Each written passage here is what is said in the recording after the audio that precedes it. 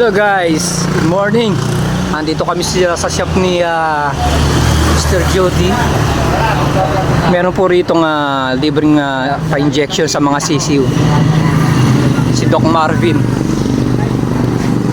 Yan po, si Doc Marvin. Morning, punta na po kayo dito para sa ating game foul clinic 8 to 10 a.m. Punta po kayo dito, mga kaibigan natin, mga breeder dito sa Parulan, Daridel, Bulacan. Narinig nyo na po, hindi ko na po ulitin guys ha. Tayo. Mga ka-backyard, nandito kami ngayon. Kami po yung Bueno Mano, yung Hippie Brothers Game Yard. Yan.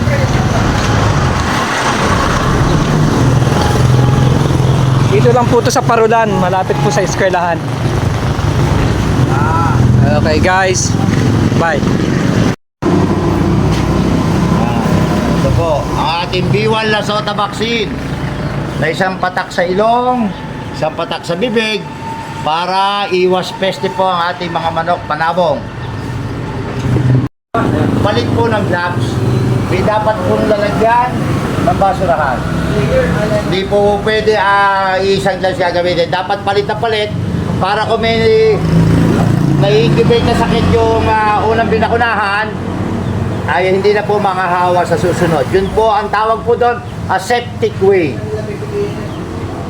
Lord, picture mo kami dalawa nito. Sige, sama ka. Kaya sabong, pagka panalo, mabilis mong may popost.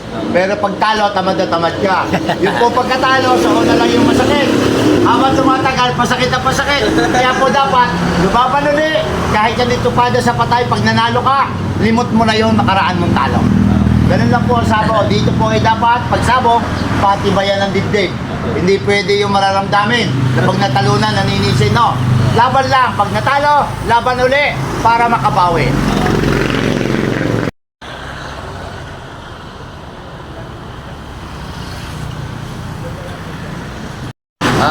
Paglaban po, hindi rin naman sigurado mananalo.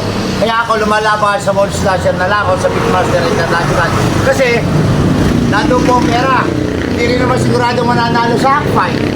Diba? Tupada sa patay, hindi rin sigurado mananalo. Papatalo ko na yung manok ko doon sa dulong labanan. Pag lumusot, may pera. Hindi po ako nagtatrabisya o pumupusta sa hindi ko laban. Sapagkat sarili kong manok ay hindi ko siguradong matamaan. Yung pakayang akin, hindi akin.